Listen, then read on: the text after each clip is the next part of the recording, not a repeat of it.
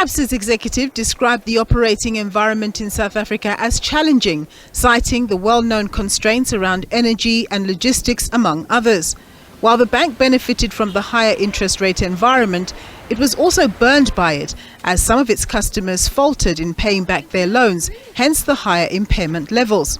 The impact of rates increasing from 7.75% to 11.75% from March 2022 to May 2023, as well as inflation averaging 7.5%, created a shock for consumers which is evident in the current delinquency profiles.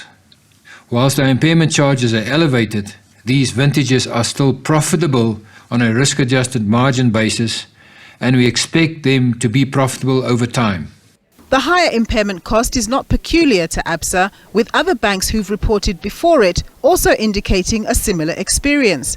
Given that local banks are heavily correlated to the performance of the local economy, analysts were not surprised by the latest results. We know that the local situation gets to be exacerbated by load shedding, high inflation, logistic problems. So as a result, you see most of their customers struggling to make repayments. Hence, the bank had to increase their credit impairment by 13%.